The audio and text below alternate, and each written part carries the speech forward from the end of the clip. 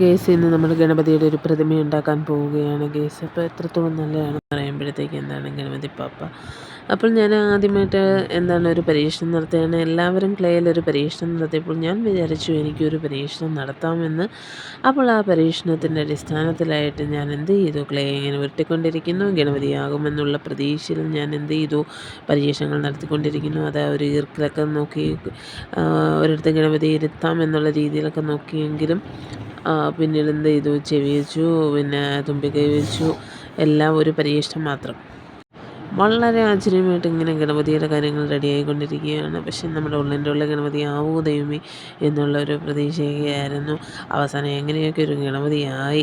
അപ്പോൾ എല്ലാവരും ഈ ക്ലേ വെച്ചിട്ട് എന്താണ് ഓരോ മോഡലിലും ഓരോന്നൊക്കെ ഉണ്ടാക്കുന്നത് കണ്ടപ്പോഴത്തേക്ക് വളരെയേറെ സന്തോഷമായി.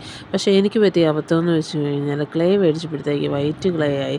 പക്ഷേ നമുക്കൊരു മണ്ണിൻ്റെ അല്ലെങ്കിൽ ചാര നിറത്തിലുള്ള ക്ലേ, ആ ക്ലേ മേടിക്കുന്നതാണ് വളരെ പെർഫെക്റ്റായിട്ട് നമ്മൾ ഉണ്ടാക്കുന്ന ക്ലേ, അല്ലെങ്കിൽ ആ പ്രതിമ അതേപടി നിൽക്കുന്ന ഒരു സങ്കല്പമാണെന്ന് അറിയാൻ പറ്റും. പക്ഷെ നമുക്കിതെന്ന് വെച്ച് കഴിഞ്ഞാൽ ഒരു എന്താണ് വളരെയധികം കട്ടി കുറഞ്ഞിട്ടുള്ള ടൈപ്പാണ്.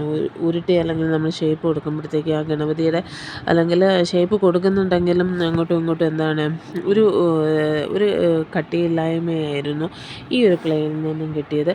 അപ്പോൾ എൻ്റെ അഭിപ്രായത്തിൽ ഞാൻ പറയുന്നത് ഒരു ബ്രൗൺ കളർ ക്ലേ മേടിക്കുന്നതാണ് നല്ലത്. അപ്പോൾ ആ ക്ലേ മേടിച്ച് കഴിഞ്ഞാൽ നമ്മൾ വിചാരിക്കുന്നിടത്ത് ആ പ്രതിമ നമുക്ക് നിർമ്മിക്കാൻ സാധിക്കും. ഫൈനലി ഞാൻ എന്താണ് എങ്ങനെയെങ്കിലുമൊക്കെ നമുക്ക് ഗണപതി ഉണ്ടാക്കാമെന്നുള്ള ആഗ്രഹത്തോടെ ഞാൻ ഗണപതി ഉണ്ടാക്കി. അപ്പോൾ ഫൈനൽ ടച്ചപ്പിലേക്ക് കടന്നുകൊണ്ടിരിക്കുകയാണ്. ഗണപതിയൊക്കെ ഉയർത്തി ഇരുത്തി കമ്പിലൊക്കെ എന്താണ് പതുക്കെ കുത്തിയൊക്കെ നിർത്തി നോക്കി. അപ്പോൾ അതിൻ്റെ അടിസ്ഥാനത്തിൽ വീണ്ടും ഗണപതി അങ്ങോട്ട് വളഞ്ഞു പോകുന്നു, ഇങ്ങോട്ട് വളഞ്ഞു പോകുന്നു. പക്ഷേ എന്നാലും ഞാൻ വിട്ടുകൊടുത്തില്ല. നമുക്ക് ഗണപതി നിർമ്മിച്ചല്ലേ പറ്റൂ എന്നുള്ളതിൻ്റെ അടിസ്ഥാനത്തിൽ ഞാൻ ഗണപതിയുടെ സ്റ്റാർട്ടിങ് വർക്കുകളൊക്കെ നടത്തിക്കൊണ്ടിരുന്നു ഗൈസ്.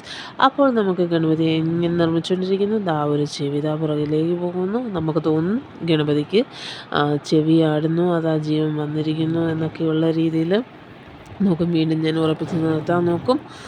അപ്പോൾ ഞാൻ വീണ്ടും കളറുകൾ കൊടുക്കും, ടച്ചപ്പ് ചെയ്യും, വീണ്ടും ചെയ്യും. ഫൈനൽ ഇങ്ങനെ ഗണപതിയെല്ലാം ആയി ഇതാ ഫൈനലി നമുക്ക് ഗണപതിയായിരിക്കുന്നു ഗൈസ്.